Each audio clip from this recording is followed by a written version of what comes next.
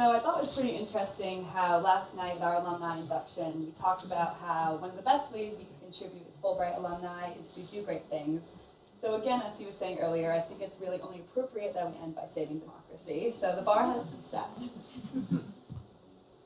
1 year ago, I gave a TEDx talk about the 2016 US election. I talked about my personal experiences campaigning for Hillary, the persistent double standard facing women in politics, but also how, in response, an unprecedented number of women have expressed an interest in running for office. So I sort of wanted to take this opportunity and revisit that optimistic story and see how, a year from then, that wave of women's ambition has manifested. And certainly, as you may have heard in the news, there has been record levels of women running for office, and they've been incredibly successful. However, there have also been a series of trends and events that have happened over this course of this past year that relate to political campaigns and elections, and that we need to talk about as implicated in this conversation about electing more women. And those are incredibly startling trends about the state of democracy itself worldwide.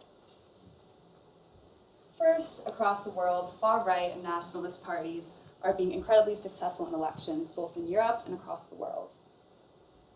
There's also been the newsmaking study about young people's attitudes towards democracy, which found that a declining number of young people, as compared to previous generations, think it's important to live in a democracy, and are actually more likely to express support for authoritarian alternatives.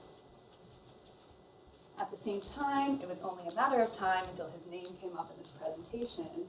Donald Trump is rejecting long-standing norms of democratic leaders, and instead is showing the tendencies of an authoritarian. So together, this is constituting what people are calling a crisis in democracy. And especially through my experiences this past year, I've realized that we cannot talk about electing more women in democracies without also talking about the state of democracy itself worldwide. Again, we can't talk about electing more women in democracies without talking about the state of democracy as it stands. What I really wanted to accomplish with this talk is to sort of bring these two conversations together, because there's an inherent connection. The trends that threaten our democracy do so by excluding. The trends that threaten our democracy do so precisely by limiting access to power from the wider demos, the wider people, including women. And this sort of instead puts the power in the hands of those who perpetuate divisions, stir up fear, hold incredibly masculinized, combative, and nationalist views, which tend to think that women should stay in more traditional roles outside of politics. And this sort of hostile and masculinized environment then becomes an additional challenge for women seeking to access power in democracies, in addition to the reasons that women are commonly underrepresented across the world, which is, again, traditional views about women in leadership, old boys clubs, in some cases violence and harassment, and also the fact that women are far less likely than men to run for office in the first place. Yet, without being inclusive of women, and all people for that matter, democracies can't function as designed. For one, without being inclusive, democracies cannot be as responsive, accountable, or creative. There's less diverse viewpoints to sort of compete and emerge with the best policy solutions. But also, without having a broad array of people represented, it becomes more difficult to counter and check those more powerful interests and make sure that our government is held accountable by the people, for the people, and of the people. The importance of electing more women to make our democracies more inclusive and successful is especially on display in post-conflict societies, where the stakes for peace are high and democracy is really in its infancy and being tested. And it's actually what I spent this past year studying at Queen's University, Belfast, in Northern Ireland, and also having spent time in Bosnia and Herzegovina, interviewing people there as part of my dissertation. In the case of Northern Ireland, the peace process was really democratic by design, with public elections determining who would take part. So in response, a group of Catholic and Protestant women formed what became known as the Northern Ireland Women's Coalition, which shaped the talks in really profound, but until relatively recently not as recognized ways. And research actually shows that having women involved in peace processes increases their likelihood of lasting very significantly. In the case of Northern Ireland, these women were able to sort of broaden the agenda, reach out to both sides, act as honest brokers, and also build a level of public support. In the case of Bosnia and Herzegovina, on the other hand, there was not a single woman signatory on the peace accords there, which everyone I spoke with believed had lasting effects the final deal that was made, which many still blame for ongoing problems in the country, but also the symbolism of having no woman present in these highly consequential conversations about their own future.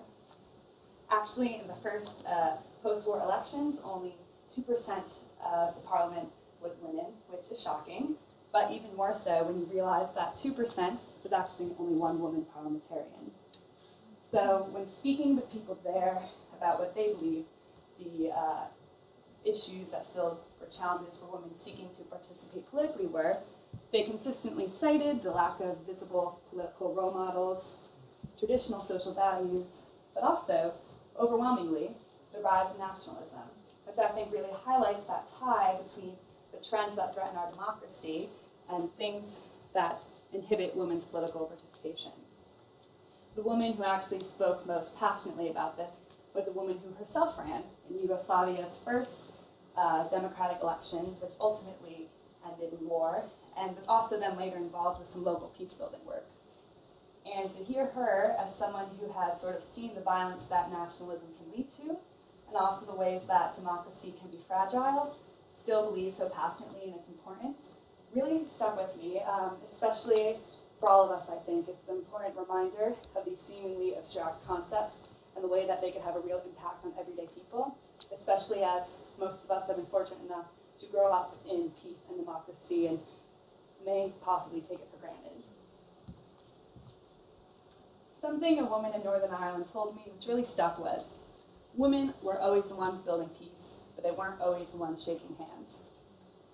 Sort of what I want to know is, what would the world look like if the women who were already contributing to their community and often making a difference in what is seen as non-political ways were also the ones making decisions? So this idea of saving democracy and making our politics more democratic and gender equal sound like big tasks, and they are, but it becomes less intimidating when you realize that democracy is not perfect, it never will be, it's a constant work in process, and actually it's only ourselves as citizens who can do something about it. So that being said, I sort of wanted to end with 3 strands of action on this, and those are 1, supporting more diverse candidates, 2, advocating to reform our democratic institutions, and 3, reclaiming a narrative about democracy. In terms of the first, I think it's important to say that, of course, you do not have to agree with someone based on their policy, but nonetheless, it's incredibly important that both male and female candidates have the same access to resources and platforms, and quite honestly, that's not the case across the world. Typically, women have more difficulty operating within political parties, securing funding, countering sexist media coverage, and there's also the fact that, again, women are far less likely to run than men in the first place. So as citizens, of course, we can vote for the candidates we support, which not enough people do, but we could also donate and volunteer, and again, we could also ask women who we think would be good political candidates to run. Statistics show that on average, a woman needs to be asked 7 times before she takes that ask seriously. Second, advocating to reform our democratic institutions involves collective action in the form of, signing petitions, calling your representatives, and of course supporting candidates who agree. And this involves advocating for policies which make our democracy more fair, more responsive, and more welcoming to the everyday person, especially in the US, that takes the form of campaign finance reform. The tremendous cost of running an running a campaign is incredibly prohibitive in itself. And again, across the world, that also includes anti-corruption legislation, transparency laws, and laws that ensure the integrity of our elections. The third, about reclaiming a narrative about democracy, is the most difficult. Growing up in Connecticut, in New England, there is certainly a very romanticized, but also very powerful story about self-governance and local democracy going back to the Revolutionary era. And it was really this idea of hearing how my town's history related to this great American experiment in democracy that really made me feel like part of something greater, and to be honest, is a big reason why I'm so passionate about politics today. That being said, growing up and learning more about American history, it's very clear the ways that democratic participation has been denied from majority of our current population from our founding, the way democracy has been used to oppress people, both in terms of economic exploitation and internment, but also how through foreign policy, we've often sort of falsely expected other countries to adopt models of democracy identical to ours. And especially through living abroad this year through Fulbright, I've realized that democracy can and should look different in different places. And that's because democracy is not just a form of government. Democracy is fundamentally a set of values and ideas. And it's those values and ideas that are most under threat today and that we need to reclaim. Democracy is the basic idea that all members of society are inherently dignified and have both the right and ability to make decisions about their own future. Right now, democracy is very much associated with mob rule and chaos, but I think we really need to reclaim it for this basic and transformative idea it has had the potential to be throughout history. That being said, I really hope that by bringing these two sort of conversations together, one about the importance of electing more women, and this other conversation about the trends that threaten our democracy, we could sort of start this re-education and dialogue. Again, democracy is difficult. These conversations are hard.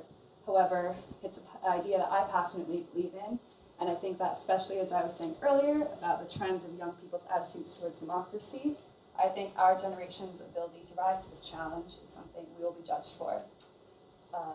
That being said, also, this talk was largely inspired by my conversations with women who fought for this idea inside systems that said it wasn't built for them. I think it's about time we all do the same. Thank you.